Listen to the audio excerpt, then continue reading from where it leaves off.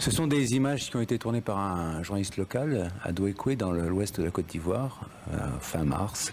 Et ces images ont été prises quelques heures après des massacres. En fait, il s'est passé une bataille entre les forces du Nord, du président Ouattara, et celles de Laurent Gbagbo, du Sud.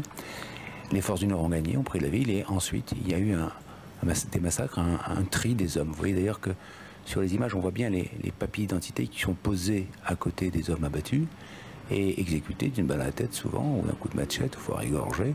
Et on s'aperçoit que ces papiers, ce sont des papiers de guérés, c'est-à-dire que ce sont des ethnies guérées. Et l'ethnie guérée est supposée être favorable au président Gbagbo. Et donc il y a eu des représailles, ça a duré plusieurs jours, ça s'est passé en ville, à Douékoué, dans le grand quartier de Carrefour. Ça s'est passé aussi dans les villages, dans les campements, dans la brousse. On pense qu'il y a eu entre 1000 et 2000 morts. Et il y a bien sûr une enquête pour savoir qui exactement a perpétré ces massacres-là.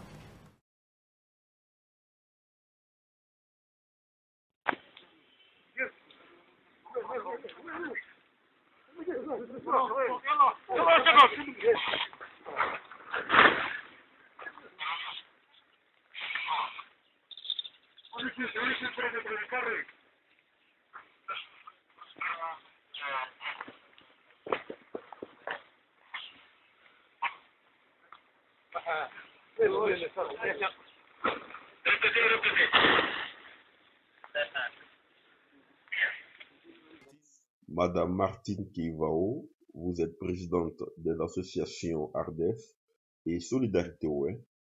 Douékoué est devenu le symbole des victimes de la cruauté de la rébellion qui a attaqué la Côte d'Ivoire le 19 septembre 2002.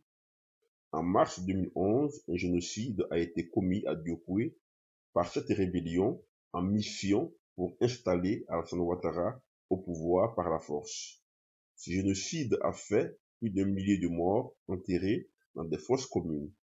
L'actualité sur ce sujet est la décision du régime Ouattara de procéder à l'exhumation des corps des victimes afin de les enterrer dans un cimetière. Que pensez-vous de cette décision qui continue de susciter de vives protestations des parents des victimes?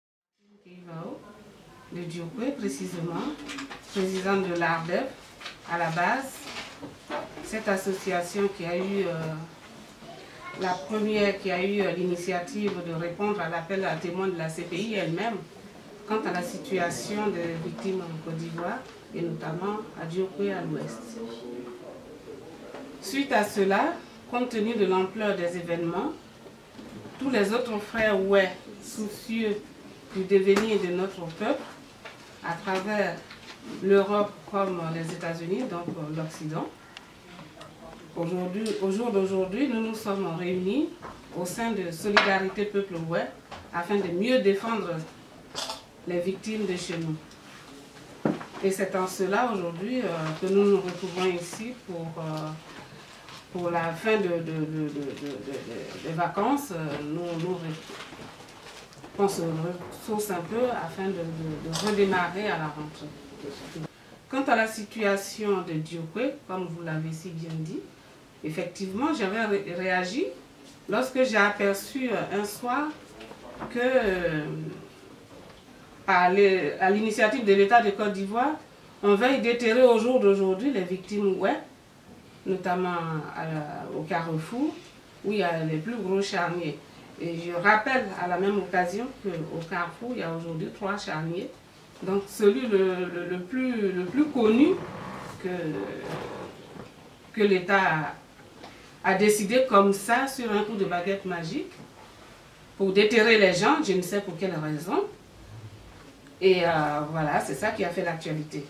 Suite à cela, je me suis posé 2 questions. Je me suis dit, est-ce qu'ils viennent déterrer les victimes pour les emmener dans un cimetière parce qu'aujourd'hui, ils trouvent de la compassion pour le peuple Ouai, qui selon eux, les victimes ont droit à une sépulture, ou alors c'est toujours dans le même esprit, supprimer les traces du génocide Ouai, effacer totalement cela de la terre, comme ça a été le cas de Naïbli, où un matin, miraculeusement, on a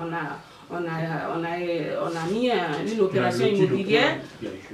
opération immobilière sur place pour effacer toute la trace et y construire des logements sociaux. Pourtant, tous les quartiers de Diokwe ont été détruits. Et personne n'a pensé à cela. Il a fallu que sur cette place où il y a eu plein de victimes, et au jour d'aujourd'hui, même les corps des victimes, des jeunes gens qui ont fui, d'autres ont été blessés par balle qu'on a conduits à l'hôpital, qu'ils sont allés chercher pour abattre et les jeter au fond des puits. Ces puits étant identifiés à l'époque, il y a 3 ans, ils les ont ouverts en extrayant 6 corps. Au jour d'aujourd'hui, ces 6 corps n'ont jamais eu de résultat. Parce que quand l'État les avait envoyés, c'était pour faire une autopsie pour savoir de quoi ils sont morts. Et ça s'est passé en octobre 2012. Et au jour d'aujourd'hui, nous sommes en août 2015, on n'a jamais eu de résultat. Et comme ça, on vient débarquer au Carrefour pour dire qu'on va déterrer les gens, pour les amener faire une autopsie. Ensuite, on va les emmener dans un cimetière pour dire, selon eux, qu'il faut dégager, nettoyer le quartier Carrefour. Mais le nettoyer dans quel sens? Dans la mesure où ces corps-là ont fait 5 ans aujourd'hui. Donc, ils ne sont plus en état de faction pour dire que oui, ça peut engendrer des maladies. Il n'y a que des os aujourd'hui. Et comme ça, on vient les déterrer sans même prévenir les victimes. Parce que si c'était rien que pour les mettre dans un cimetière, dans le souci d'avoir une sépulture pour les victimes, on aurait prévenu les parents. Et le coup de massue dans tout ça, c'est qu'un matin, on voit dans les médias que ce sont les chefs coutumiers, c'est-à-dire notre base même. C'est comme si aujourd'hui, là où je suis, c'est comme si on m'a enlevé l'herbe sous les pieds. Parce qu'ici, nous, on se bat en disant que nos familles sont au pays, on va les trouver, et que la coutume, le patrimoine, nos ancêtres sont là, nos parents sont là, les anciens sont là pour le protéger. Pourtant, on découvre que c'est ceux-là même qui sont à la base. Moi, c'est comme ça que je traduis ce phénomène aujourd'hui. Quand je vois des chefs de canton, des chefs de village qui vont signer des papiers, un papier de l'administration ivoirienne, à l'insu des victimes, des parents de victimes, pour soi-disant autoriser ces autorités-là à déterrer les gens, moyennant une maudite somme de 3 millions de francs pour faire exhumer leurs parents. Mais à quelle fin? Je l'ignore. Est-ce qu'aujourd'hui, ces chefs-là, Dieu merci, ce ne sont pas tous. Il y a eu certains parmi eux, parce que Dieu compte 45 villages, et eux, 9 personnes s'élèvent, ils signent des papiers, et on leur donne 3 millions, ils livrent leurs parents. Ça veut dire pour moi que ce sont ces 9 personnes-là qui ont toujours été à la base des malheurs chez nous. Moi, c'est comme ça que je traduis cette histoire. Alors, selon vous, Martine Keïvao, cette exhumation des corps des fosses communes de Diokwe est une manœuvre du pouvoir pour effacer les traces des preuves des crimes de la rébellion? Bien naturellement, mais bien entendu, à votre avis. Vous croyez que c'est par compassion que des victimes pendant 10 ans, depuis 2002 que nous périssons? Ce gouvernement ne s'est jamais... Aucun membre du gouvernement qui est là aujourd'hui, même depuis quand ils étaient dans l'opposition, tout ce qui s'est passé à l'Ouest, on n'a jamais vu un membre de ce gouvernement d'aujourd'hui venir ne serait-ce que rencontrer les victimes pour leur dire « il y a quoi ?» comme on le fait en Afrique partout. Ça ne s'est jamais passé. Ils étaient à la mission catholique. Ils ne sont jamais allés les trouver pour dire qu'on va les aider, les insérer dans les villages. S'ils avaient eu de la compassion pour ces victimes, tous les puits dans les villages étant pleins de corps, ce gouvernement allait envoyer quand même des équipes pour assainir l'eau. Mais non, pas du tout. Ces familles encore qui ont fui, qui sont allées dans un camp de réfugiés, on les a retrouvés là, les tous massacrés et fait disparaître les traces. La même chose qui s'est produite à Naïbli, c'est ça qui se reproduit aujourd'hui. Naturellement qu'il efface les traces. Parce que en se croyant à l'abri de tout danger, à l'époque, ils n'y avaient pas pensé. Et aujourd'hui, peut-être qu'ils se disent qu'il y aura quelque chose, puisqu'apparemment, il a commencé à lui, d'après lui, mettre nos bourreaux en examen. Mais s'ils sont réellement en examen, pourquoi ils sont en activité? Pourquoi ils sont en liberté? Pourquoi aucun n'est inquiété? À chaque fois que le gouvernement de Côte d'Ivoire met quelqu'un en examen, on ne donne même pas le chef d'accusation, le lendemain la personne est en prison d'abord, et qu'on publie aux gens que cette personne, elle est complice de quelque chose, et qu'on s'en va la mettre en prison. Mais là, du coup, on est à 3 mois des élections, et on vient, on déteigne la victime, ni vu ni connu, basta, le peuple n'a jamais rien suivi, et il n'a jamais rien subi, et puis on oublie les choses. Même si nous avons des images, mais ça ne suffit pas, puisque pour que les enquêtes, nous menons des images pour qu'il y ait des enquêtes. Et ces enquêtes-là, les gens doivent se retrouver sur les lieux pour voir.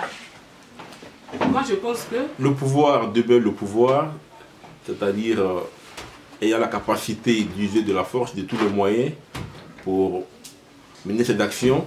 Alors que comptez-vous faire si ce pouvoir-là s'entête à exhumer les corps? Que comptez-vous faire pour empêcher cette exhumation des corps des victimes? Ben, aujourd'hui, je pense que depuis un certain temps, le peuple a pris cette conscience-là, la preuve. Vous avez vu ce qui s'est passé là-bas? Surtout mes soeurs, mes frères, mes parents. D'un côté, même si j'ai été déçue par ces chefs, en tout cas, je leur dis chapeau.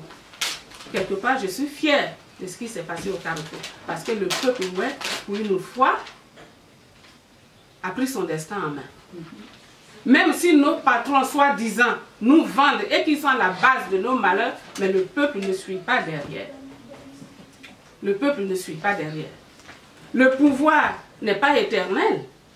Un jour viendra où chacun, l'homme, l'État, les hommes passent, mais la nation demeure. Le peuple sera toujours là et on sera toujours apte à défendre nos intérêts partout où on sera menacé. Nous condamnons avec notre dernière énergie ce qui s'est passé de la part de nos chefs, mais au jour d'aujourd'hui, j'estime que ces personnes-là on doit mettre fin à leur fonction. Présidente Martine Keïvao, tout à l'heure vous pointez du doigt les chefs traditionnels qui ont signé un accord pour l'exhumation des victimes, des corps des victimes de fosses communes. Pensez-vous que ces chefs ont été corrompus pour poser tel acte? Corrompu, à mon sens, le mot est très faible. Ce qui me conforte quand même, c'est qu'aujourd'hui, heureusement que tous nos chefs ne sont pas concernés par ce complot. Car pour mener cet acte de cupidité, d'irresponsabilité et de démission, il faut être un militant avéré, mis en place par ce gouvernement aujourd'hui, à travers nos villages, pour pouvoir monnayer la dignité, l'honneur et surtout la mémoire de tous ces qui ont péri depuis cette crise. Et sur ce côté-là, au moins, on se conforte. À cet effet, au nom de l'organisation que je représente, nous demandons la démission pure et simple, sans aucune autre forme de mesure pour ces chefs-là, pour ces personnes concernées. Parce qu'à partir de l'instant où, avec le génocide que nous avons subi, et que nous nous battons sur tous les plans, avec toute une communauté, dans la nature, on ne sait même pas aujourd'hui, on ne peut même pas savoir combien de ont péri dans cette histoire. Et être un chef, et monnayer cela contre 3 maudites sommes de millions de francs, alors que des gens avec qui ils collaborent, qui ne causent qu'en milliards, pendant que eux ils vendent la mémoire des leurs, et que le peuple se révolte, ils se retrouvent nez à nez avec des militaires sans scrupules, qui pour un oui ou un non est toujours prêt à tirer sur eux. Ils laissent ce peuple-là et vont tranquillement à une tournée de campagne d'un président qui est en exercice, qui est en campagne, pour le soutenir. Comment ils appellent un truc d'État? Pour le soutenir. Donc, pour moi, la démission, elle est immédiate et puis sans négociation, dans la mesure où ils ont choisi eux-mêmes. Ils ont choisi leur militantisme. D'aucuns vous diront que ces chefs traditionnels sont dans une logique de réconciliation, ce qui les a poussés à poser un tel acte. Une logique de réconciliation. Si tel était le cas, Diokwe compte 55 chefs de village. Et parmi eux, on a 2 cantons, donc 2 chefs de canton. Sur ces 55, il n'y a eu que 9. Et ces 9 sont des militants avérés du RDR. Pourquoi pas les autres? Pourquoi ils n'ont pas consulté les autres? On va se réconcilier avec 9 personnes dans un département qui compte 55 villages? C'est cela l'idée du gouvernement? C'est ça la réconciliation pour Ouattara? Si tel est le cas, alors nous ne sommes pas concernés. Victor Nenni, fils de la région, Dimi pour les intimes. Alors je suis aujourd'hui étonné du comportement de ce gouvernement qui, dans un premier temps, la première phase c'était l'extermination du peuple ouai, il y a eu échec. Aujourd'hui on passe à la phase de l'humiliation. Je ne comprends pas pourquoi, à 3 mois d'élection présidentielle, et cette phase d'exhumation de nos parents qui va s'initier dans le débat politique. Alors, ça, on n'est pas dupe. Le peuple ouai, c'est un peuple qui a de la dignité, qu'il faut préparer à cette séance. On ne la refuse pas, mais elle est brusque. Mais ça a des faits politiques, on le sait. Donc, je crois que le refus de nos parents, aujourd'hui, ça va être très important. Je suis guéri, je suis de l'Ouest, je suis de Fongolo. Si je me permets d'intervenir aujourd'hui, c'est parce que je pense que trop est trop. Arrivé à un certain moment de la vie, quand un gouvernement prend un peuple ou des gens qui doivent toujours se soumettre, arrivé à un certain moment, il faut prouver à ce gouvernement qu'il a affaire à un peuple qui savent pardonner, mais qui savent réagir aussi au moment opportun. Si je me permets d'intervenir aujourd'hui sur le problème du génocide, parce qu'il faut appeler les choses par les noms, ce qui s'est passé à Diokwe, c'est un génocide.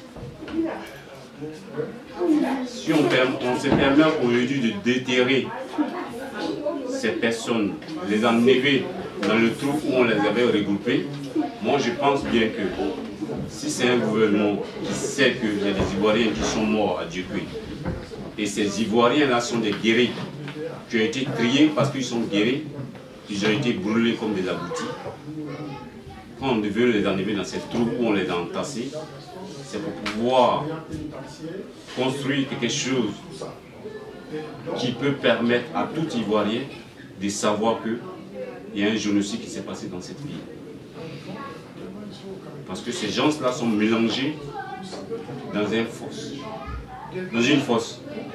Et aujourd'hui, après que ces corps sont décomposés, je ne pense pas que ce gouvernement pourra complètement trier les os de ces personnes et les mettre à la place pour pouvoir les enterrer un à un. Je me pose la question comment ils vont faire.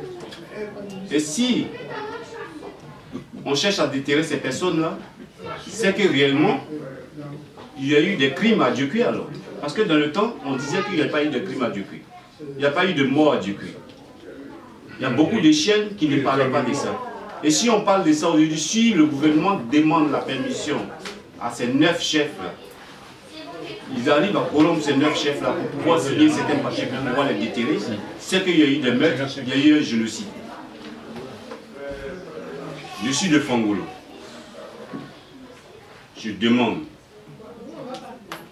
à tous les guerriers de pouvoir réagir dès maintenant.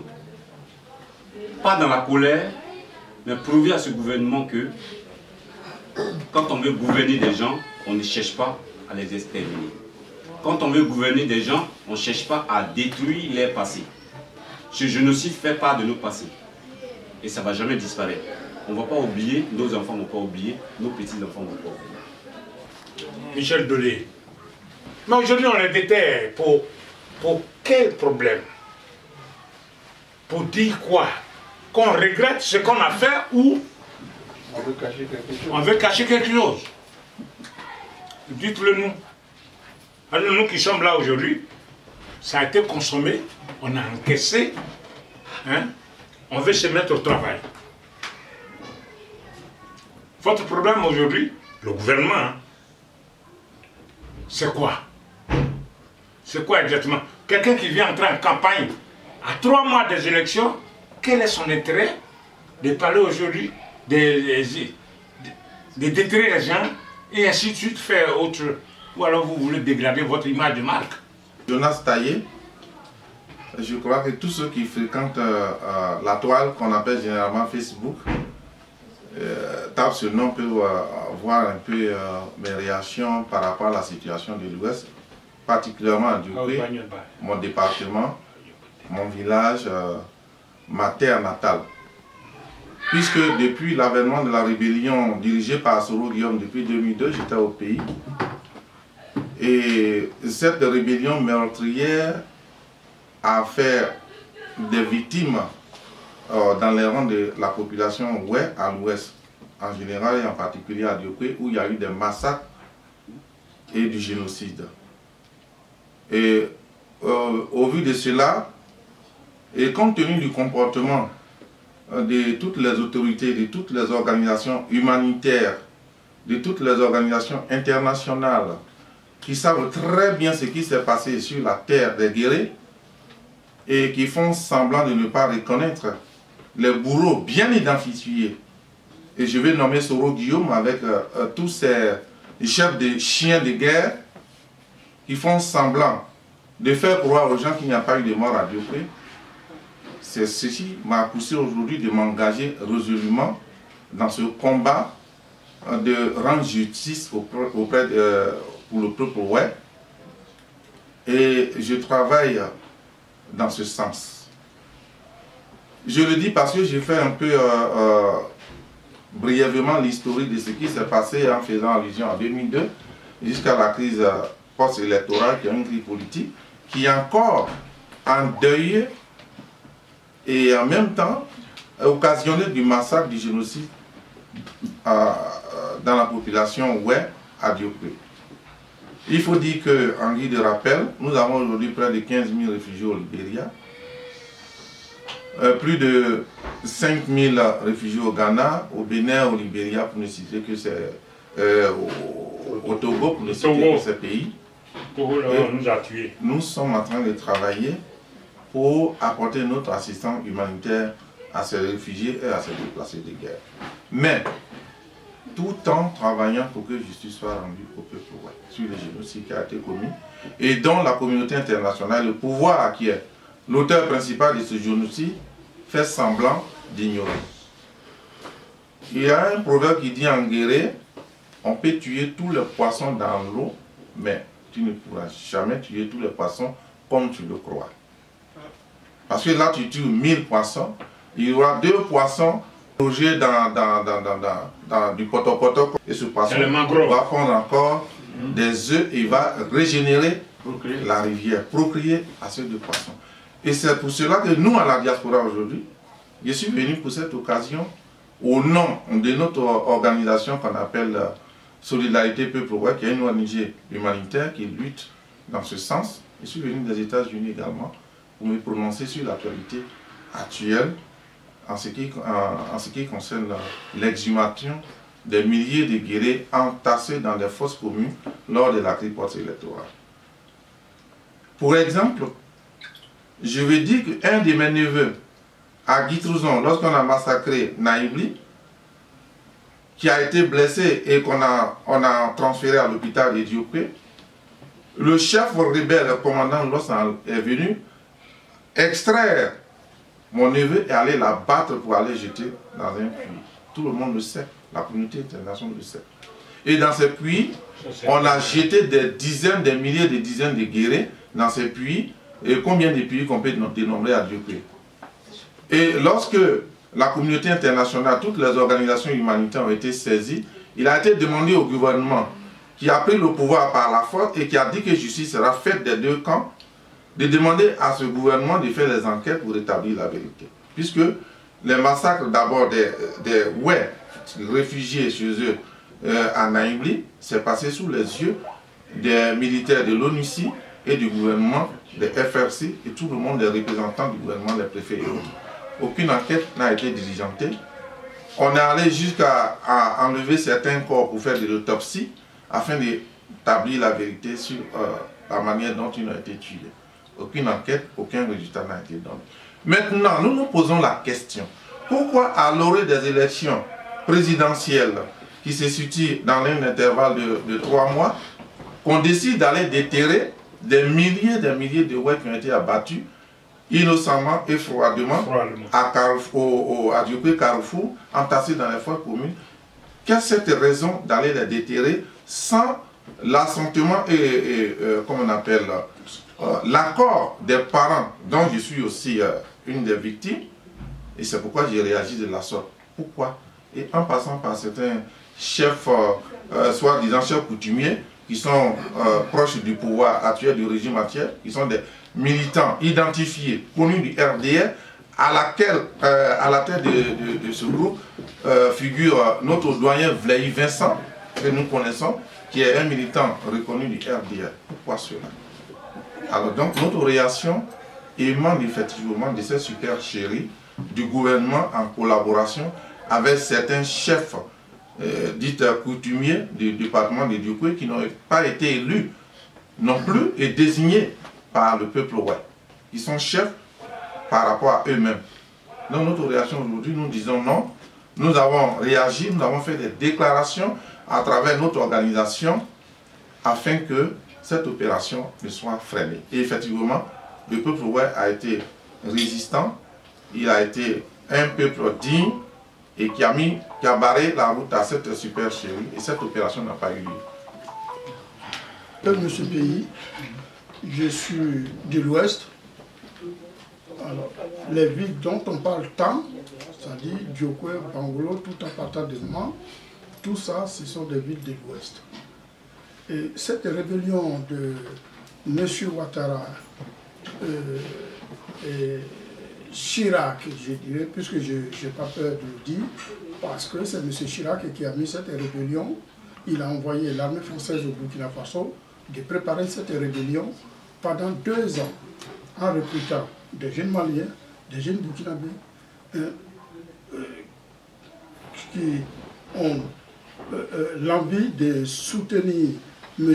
Alassane Dramane Ouattara parce que son nom, la consonance, fait de lui un musulman. Et donc tous ces gens ont décidé de se mettre dans la rébellion pour déstabiliser la Côte d'Ivoire.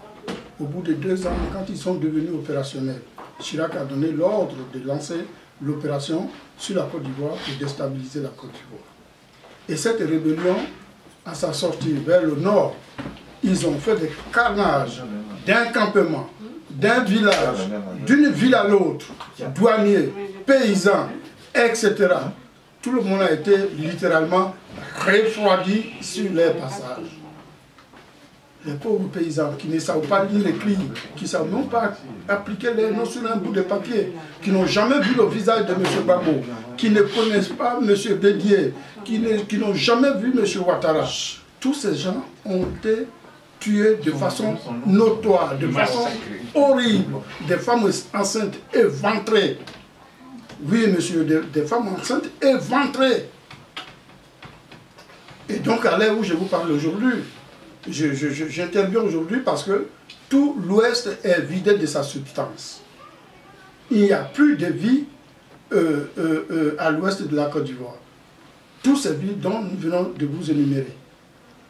Et encore, froid au dos, M. Ouattara amène ses frères de Burkina Faso ou Mali qui s'établissent des chefs de village, des chefs notables dans nos villages en s'accaparant des plantations de nos parents, y compris leurs maisons, parce que la plupart de ces villageois ont été tués, ceux qui ont pu se soustraire, d'autres, ceux qui ont pris des balles qui sont morts dans les forêts qu'on ne peut même pas identifier. Donc si vous voulez, aujourd'hui, la Côte d'Ivoire, en ce qui me concerne, je sais qu'il y a eu presque 1 million de morts dans l'ouest de la Côte d'Ivoire, dont on ne parle pas ici. Les manifestations se multiplient à Paris, alors que quand il y a un je ne sais pas quoi, un Kurde qui est tué à Turquie là-bas, on le fait passer ici, mais presque 1 million de personnes a été décimé de façon notoire. Aucune chaîne de télévision, ni même la radio, ne parle de ça en France, dans un pays de droit de l'homme.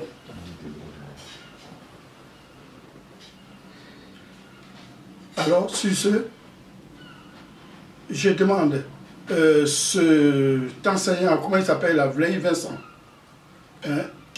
enseignant à la retraite, fait partie aussi de ces gens-là qui sont sous la bannière de M. Ouattara, qui demandent aujourd'hui, qui délivrent des autorisations à ce que le gouvernement Ouattara vienne à Diokoé dans le but de déterrer nos parents qu'ils ont délibérément tués sans aucun motif. Alors ici, nous, la diaspora, nous disons non, aucun corps d'un gré à Diokoé ne doit être exhumé. On refuse aujourd'hui et demain et après-demain et pour tout le reste du temps. Je voudrais aussi rassurer à toutes mes sœurs et frères de la région, d'où qu'ils soient là-bas, que ce que nous avons connu depuis plus de 10 ans, c'est ce qu'on appelle l'histoire d'un pays se trouve dans sa géographie. Alors c'est cette géographie-là, ce que Ouattara, Sarkozy, Jacques Chirac, ce qu'ils nous ont fait, c'est resté dans les annales et c'est marqué dans le paysage de la Côte d'Ivoire, plus particulièrement à l'ouest. Alors, qui ne pense pas que nous les avions oubliés, nous souffrons aussi profondément, ça nous pince même les ulcères, comment dirais-je, les poumons, ça nous donne des ulcères d'estomac, mais avec le temps et la patience, la feuille du mûrier deviendra de la soie. Je suis Kairou, le nom connu c'est Sam Tikro, je suis un ressortissant de Diokoé. Alors, je voudrais tout juste saluer les parents de Diokoé, surtout ceux de Carrefour, qui ont vraiment le courage de repousser ces soi-disant, bon, c'est pas les chefs qui ont eu l'autorisation d'accepter l'exhumation des Oué à Diokoé. Vraiment, je leur tire mon chapeau et qu'ils continuent dans cette voie. Que Dieu le Tout-Puissant leur donne le courage de ne pas résister. Qu'ils aient toujours la force de tenir, qu'ils tiennent bon. C'est tout ce que je veux dire. Parce que tout a été déjà dit. Donc c'est le courage, la prière, qu'ils aient la force de ne pas vraiment aller en arrière, mais qu'ils avancent, qu'ils soient toujours forts. Ils ont aussi nos soutiens.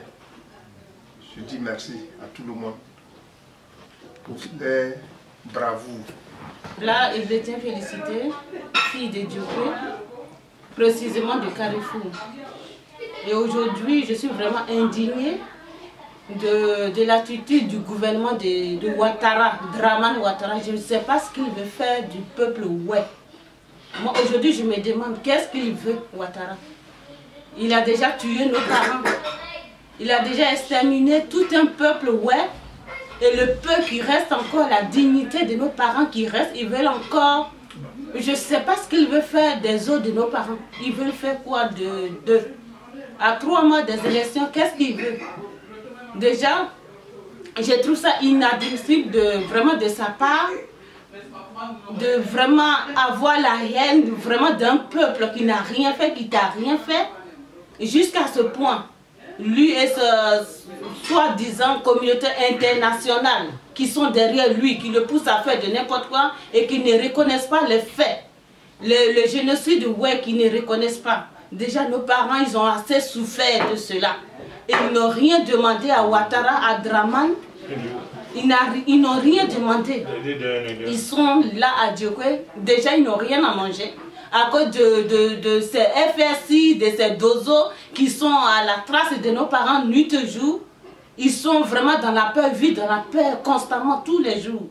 Et encore venir, encore les stresser, les bouleverser, les traumatiser encore avec ce génocide qu'il a perpétré pendant des mois, des années. Encore revenir encore sur le charnier du Carrefour. Vraiment, moi, j'encourage mes frères, mes soeurs, mes mamans, mes mamies qui ont vraiment tenu tête à ces dozos. Vraiment, je les tire mon chapeau, je les encourage. Et je déplore encore ce que nos chefs coutumiers, ces soi-disant chefs coutumiers, qui signent des papiers, qui n'ont même pas la connaissance de ces papiers, ils signent, soi-disant, on va leur donner des 3 millions ou des véhicules, ils vont rouler dedans. Ils vont rouler dans ces véhicules pour aller où avec? Ils n'ont pas de dignité. Ils ont perdu leur dignité en acceptant de signer ces papiers. Vraiment, je trouve ça vraiment déplorable.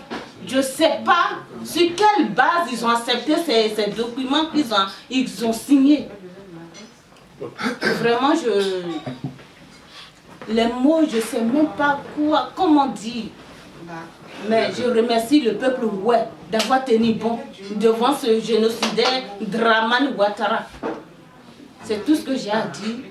Vraiment, je sais pas, c'est tout ce que j'ai à dire. Je remercie tous mes parents, tous mes frères et soeurs, la jeunesse, du Carrefour qui ont tenu tête à ce gouvernement génocidaire. Pour réagir sur la situation actuellement à Duquet Carrefour. Particulièrement, je réagis concernant nos chefs coutumiers qui auraient signé des documents en accord avec le gouvernement ivoirien pour l'exhumation des corps de nos parents décédés il y a 10 ans. À leur endroit, moi je voudrais plus, je me pose une question, peut-être qu'ils pourront m'apporter une réponse. Leur couvert politique, si ça m'éteint, je ne vois pas de sens en cela. Parce que quand on est dans une politique, il faut se référer à sa région, il faut se référer à sa culture. Mais bafouer la mémoire des leurs pour des perdièmes, moi je crois que ça ne les honore pas et ça ne les rend pas dignes.